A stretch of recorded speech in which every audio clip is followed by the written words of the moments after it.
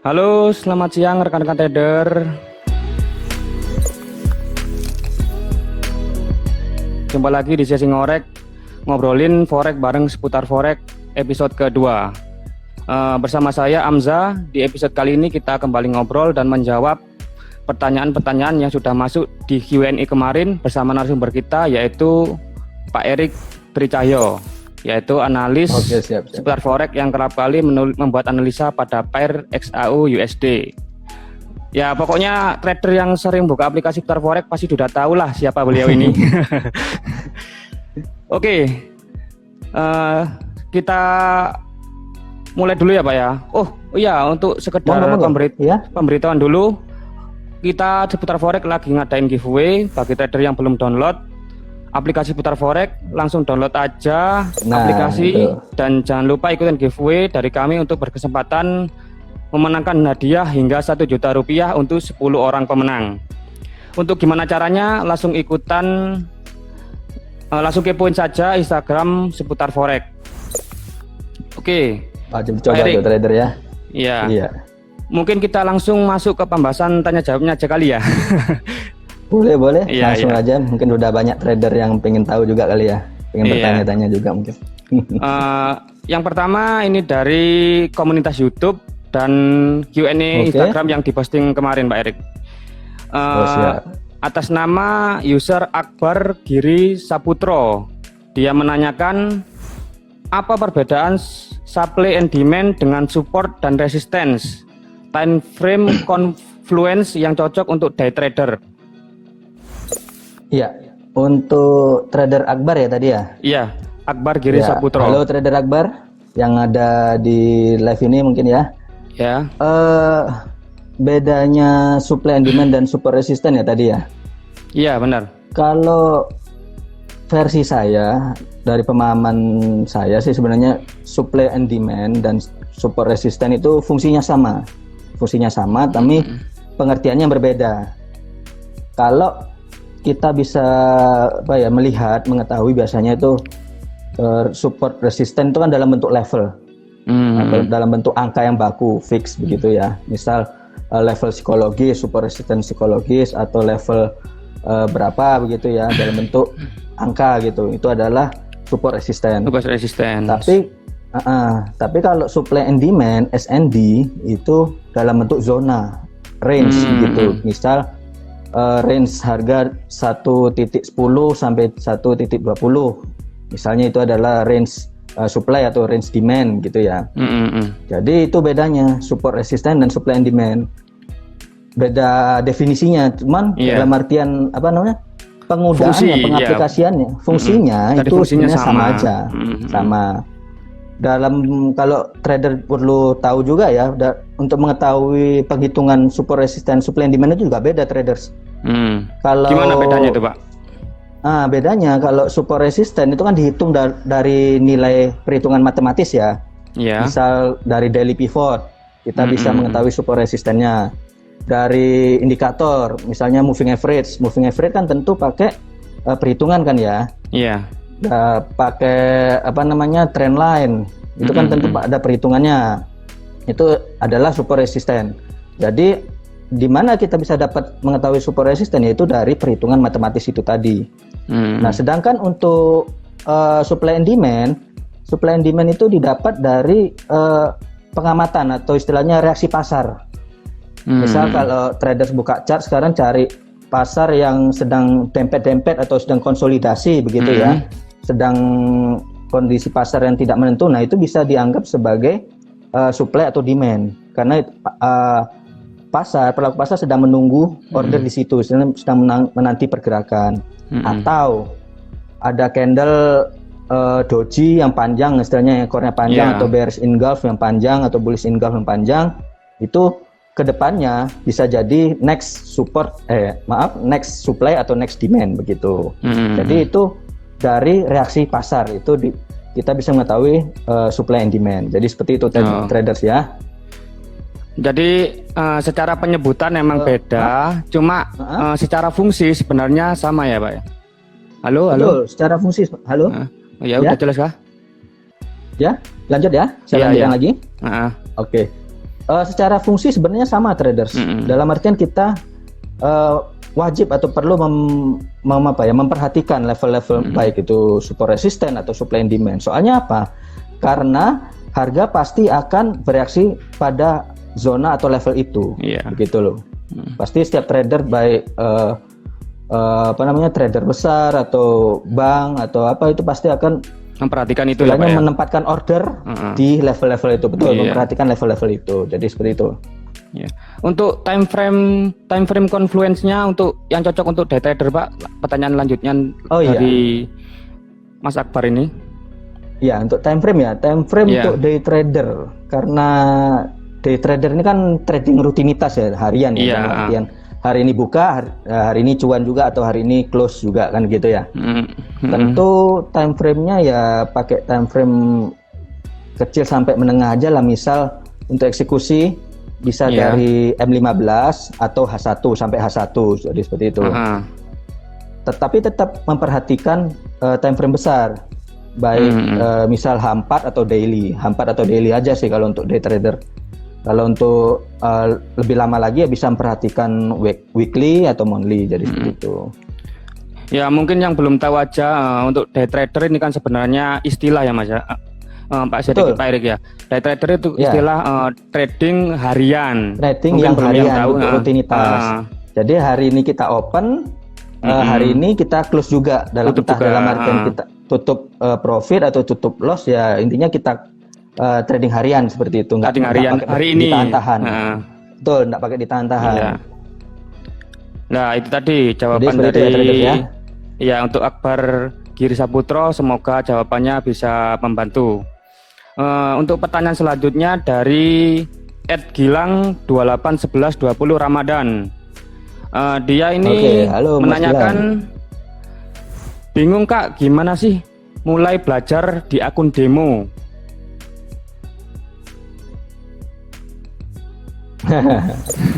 Belajar di akun demo ya? Iya, mungkin dia mulai ini, Pak Erik.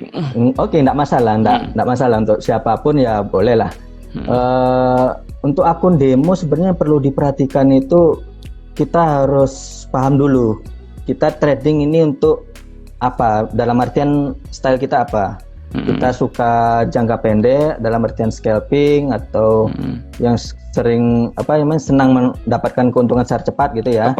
Atau seperti yang tadi day trading atau bahkan untuk long term atau investment begitu ya, jangka panjang. Kita harus tahu dulu kita ini trading itu untuk apa, jangka pendek, menengah atau panjang gitu ya.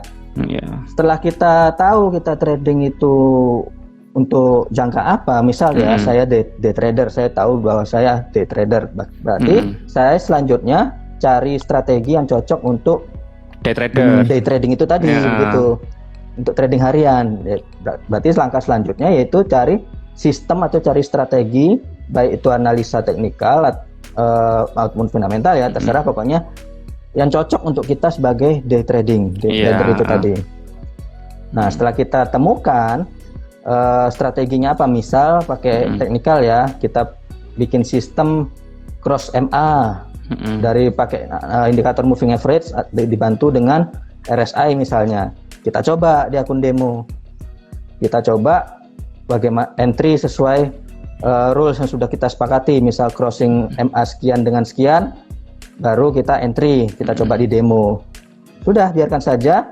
Kita tunggu, kita pasang target sama stop loss. Ya sudah, kita tunggu. Kita harus disiplin pada rule kita masing-masing. Karena ini kan berhubung akun demo ya. Seharusnya akun demo ini harusnya tidak ada beban. Dalam artian tidak ada beban psikologis, tidak ada beban mental, tidak ada beban apa. Ya udah, kita biarkan saja. Soalnya kan untuk membangun mental itu perlu akun demo. Iya, ibarat akun demo latihan gitu ya Pak ya. Betul, akun demo aja kita tidak bisa memperlakukan disiplin, gimana kita bisa trading di akun real kan begitu ya kan? Pakai modal real malah membahayakan. Malah membahayakan malah sebenarnya kan gitu. Jadi kita karena ini akun demo, kita pakai strategi apapun yang menurut kita cocok ya. Kita coba, kita harus disiplin. Berapapun modal di akun demo, kita anggap itu uang kita. Kita coba, kalau misal kita sukses, win rate-nya oke, baru kita boleh melanjut ke akun real. Kalau misalnya belum berani akun real, ya boleh akun real tapi akun send bertahap gitu loh. Kalau misal belum menemukan win rate yang memuaskan atau dalam artian hasilnya belum memuaskan, ya kita evaluasi lagi strategi tradingnya kita, apa yang salah atau perlu disesuaikan gaya trading kita dan sebagainya. Jadi seperti itu traders ya. Berlatih untuk akun demo gitu. Ya, jadi untuk Mas Gilang jangan bingung-bingung, jadi jangan malu juga jadi pemula. Jadi manfaatkan betul akun demonya. Caranya yang seperti yang disebutkan Pak Erik tadi. Belajar di akun demo itu gimana? Yaitu pertama nentuin style, cari strategi, kemudian membangun sistem trading. Nanti kalau ada yang salah atau ada strategi trading kita yang kurang pas, kita bisa evaluasi dan latihan lagi. Latihan lagi. Nah, semoga jawaban dari Pak Erik ini bisa membantu untuk Mas Gilang dan rekan-rekan yang lain. Yang selanjutnya nih Pak, dari siap, ya. User pecinta lollipop, yaitu dia menanyakan teknik trading dengan modal receh bagaimana Min? Nah ini sering nih. Oke, iya. Ini ibarat kata ningkat step dari yang akun demo tadi Pak. Ini udah berani pakai akun real, cuma pakai uang kecil. Masih receh ya. Iya. Betul. Nah ini masih ada kaitannya sebenarnya sama yang tadi ya Mas ya.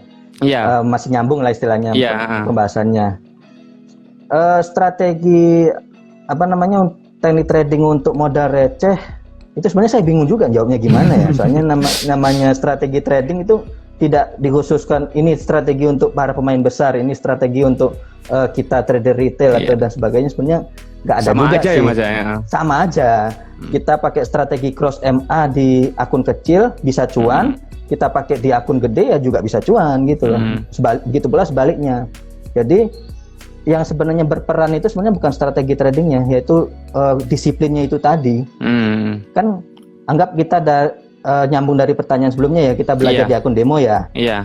Saya tekankan untuk disiplin. Nah, sudah dapat WR yang bagus, beranjak ke akun real tapi dengan modal yang kecil kan gitu. Nah, kalau umpama kita belum melewati tahap demo, istilahnya kita merasa nggak disiplin di akun demo terus kita langsung ke akun real, walaupun dengan win rate yang bagus ya, katakanlah money manajemennya juga bagus tapi sayangnya nggak disiplin ya mohon maaf ya nggak ada hasilnya gitu. Jadi intinya ya strategi trading apapun bagus dipakai, bisa dipakai selama kita disiplin itu tadi, taat pada rules kita masing-masing. Istilahnya entry hanya misal pada sinyal yang jelas, nggak akan entry kalau nggak ada sinyal, nggak ada konfirmasi. Jadi walaupun tangan kita gatel pengen entry tapi kita nggak dapat konfirmasi, ya kita nggak boleh entry, nggak boleh maksa diri gitu. Begitu pula untuk rules exit, walaupun kita kelihatannya sudah profit tapi ini belum kena TP dan kita belum melihat adanya pembalikan, ya kita nggak boleh close dulu, kita harus tahan, nggak boleh buru-buru close gitu. Kita harus istilahnya disiplin. Begitu pula posisi kita sedang minus, pada saat kita sedang merugi dan kita melihat itu harga sedang melawan pergerakan melawan posisi kita, daripada kita merugi lebih banyak, kalau kita sudah pasti ya kita bisa cut loss itu. Atau kalau memang masih optimis ya sudah teruskan saja sampai SL-nya kena. Jangan sampai SL digeser-geser, itu biasanya banyak trader yang geser-geser SL itu malah bahaya itu. Malah kecanduan ya Pak ya. Geser-geser terus. Malah bahaya. Malah akhirnya bisa encing. Jadi mau modal besar, mau modal sedikit, pakai strategi yang sesimpel atau serumit apapun itu nggak masalah. Saya serahkan pada trader masing-masing. Saya yakin setiap trader pasti punya strategi dan stylenya masing-masing kan. Jadi yang terpenting harus disiplin itu tadi traders. Kita harus disiplin pada rules kita masing-masing. Jadi cukup menarik dari jawaban Pak Erik ini untuk pecinta lollipop. Jadi kalau modal receh jangan minder dulu. Tapi ya itu kalau menggunakan akun receh wajib disiplin dan sabar, itu tadi ya Pak ya kata kuncinya.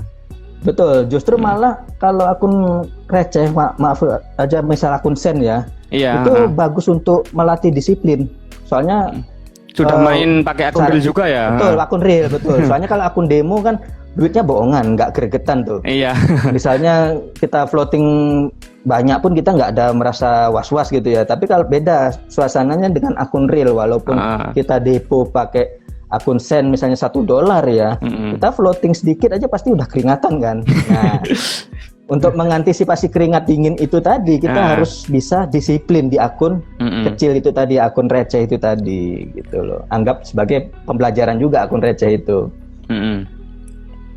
Jadi sebenarnya nggak masalah sih sebenarnya Pak ya. Malah sebenarnya ini sangat membantu banget ini ya, akun real receh ini sebenarnya untuk selanjutnya menggunakan akun trading dengan modal yang besar gitu ya Pak ya. Iya betul. Betul. Untuk pertanyaan selanjutnya ini Pak. Ini mantap. Dari pertanyaan episode sebelumnya ya Pak, cuma usernya lupa tidak saya screenshot, jadi pertanyaannya saja yang saya ingat. Jadi begini pertanyaannya Pak, agak menarik sih ini. Bagaimana cara menggabungkan analisa teknikal dan fundamental? Ini mungkin kelasnya udah agak expert ini Pak ya. Iya. Berbicara soal technical fundamental sih bisa digabungkan, bisa dikombin ya. Ada trader yang suka gaya teknikalis saja ataupun fundamental atau bahkan yang keduanya ya traders ya. Tapi kalau menggabungkan itu biasanya kita pakai ditinjau dulu, mau teknikal dulu apa fundamental dulu.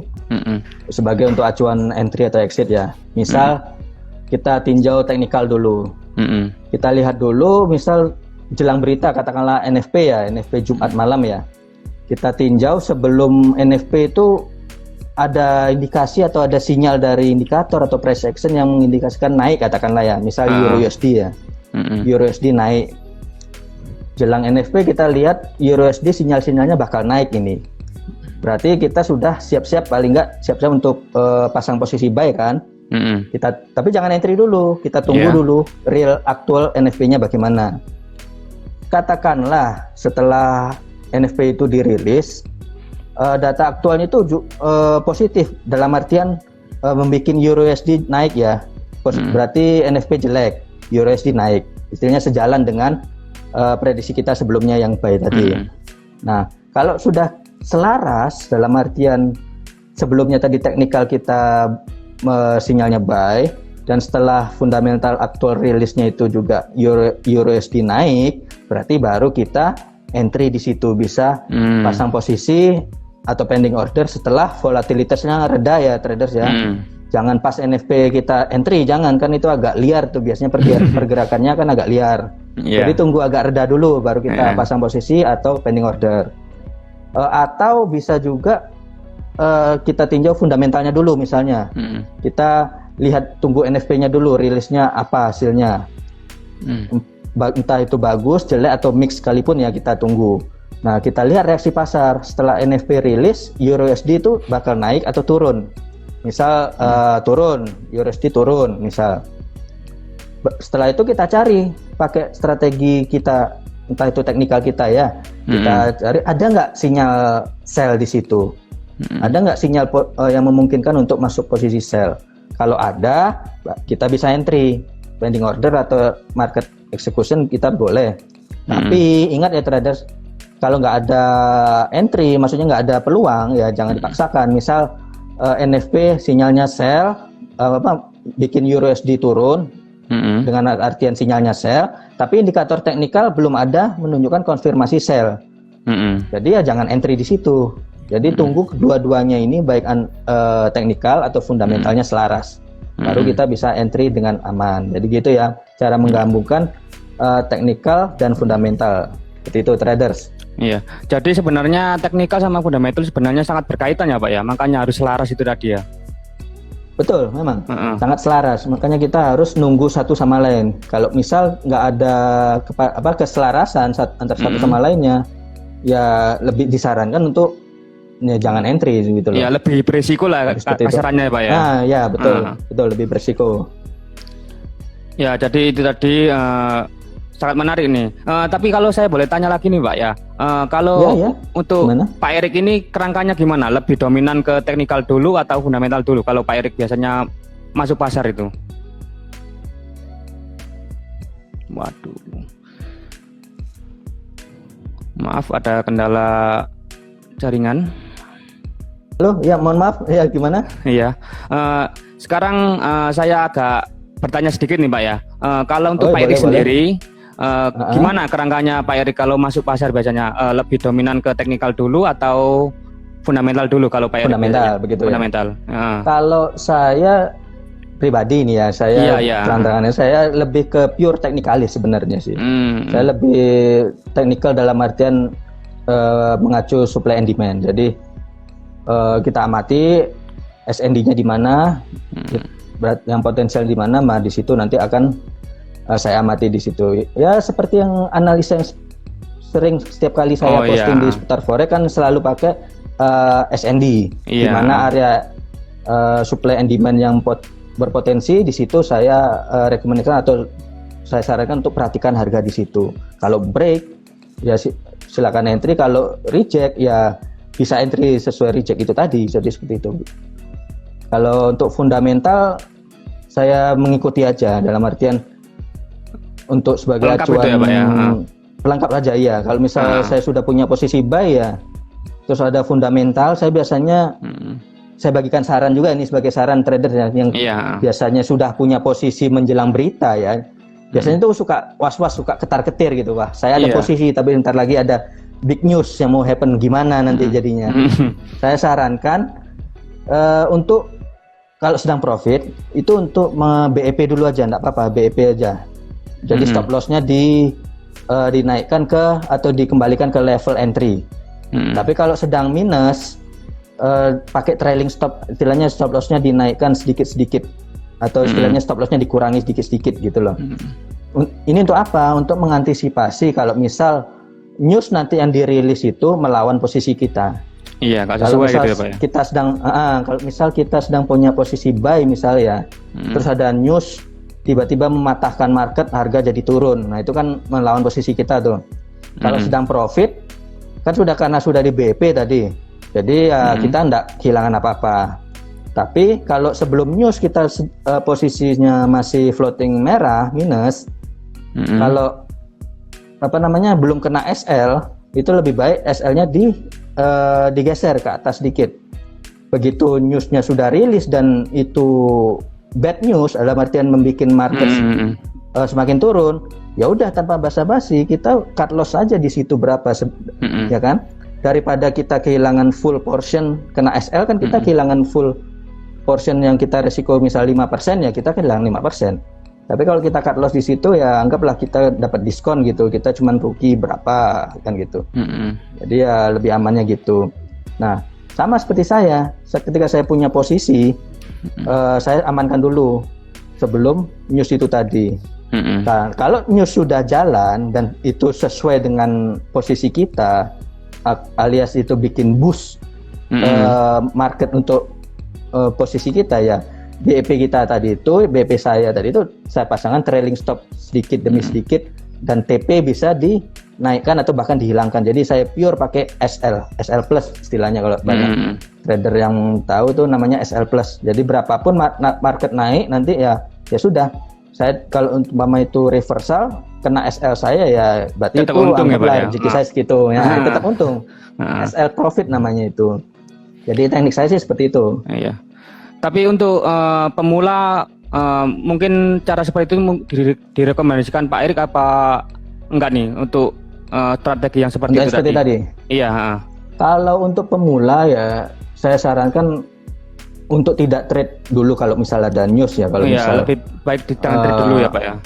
Lebih baik jangan trade dulu daripada ya mohon maaf saya juga banyak rekan-rekan trader saya di sahabat-sahabat saya di sana juga masih pemula, baik di broker lokal atau baik yang di luar ya. Trade by news itu nggak tahu apa-apa langsung entry, terus marketnya menggilanya melawan dalam arti melawan posisi ya. Nah langsung panik karena apa? Karena nggak keburu, nge-close tiba-tiba sudah lompat aja slippage saja, udah minus banyak, jadi seperti itu. Jadi panik dia. Kalau panik kan otomatis psikologi terganggu. Psikologi terganggu, kita pecah fokus kita untuk trading lagi pecah. Jadi lebih baik untuk pemula amannya untuk news itu nggak usah ikut dulu, nggak usah tergiur dulu apa kata orang, wah NFP, misal NFP ya, momentum untuk dapat cuan banyak, jangan tergiur dulu. Lebih baik kita amankan dulu aset yang ada kita kita amankan aja modal kita dan kita kembangkan sedikit-sedikit dari yang kita bisa aja. Jangan ikuti euforia pasar yang seperti itu. Jadi itu ya traders. Jadi lebih disarankan lebih nunggu reda dulu gitu ya Pak ya, daripada betul ya, berisiko gitu. Iya, lebih baik tunggu amannya dulu, mereda dulu gitu daripada berisiko. Oh ya, ini tadi ada penanya tadi Akbar Giri tadi. Ya, kalau untuk agen trader Akbar Giri, silakan lihat ada di sini ya. Silakan lihat video replaynya nanti ya. Tadi udah dijawab oleh Pak Erik. Nanti silakan dilihat replaynya lagi ya. Nanti video ini akan kita posting lagi di Instagram Seputar Forex dan YouTube Seputar Forex. Oke. Oh, ternyata itu tadi sebagai pertanyaan terakhir Pak. Gitu. Iya, dari sesi tanya jawab yang udah berhasil kami kumpulkan dari Instagram Q&A dan di komunitas YouTube. Mungkin untuk rekan-rekan trader yang ingin pertanyaannya dijawab langsung oleh Master Trader, nanti kalau ada Q&A selanjutnya silakan drop komentar kalian di Q&A tersebut. Oke, sekian dulu live ngorek kita kali ini. Semoga live kita ini bermanfaat dan bisa membantu rekan-rekan trader yang di luar sana agar bisa trading lebih baik. Terima kasih Pak Erik atas waktunya. Sama-sama. Terima kasih waktunya Pak Erik telah menemani ngorek episode kali ini. Siap. Salam profit untuk semuanya. Salam profit semuanya.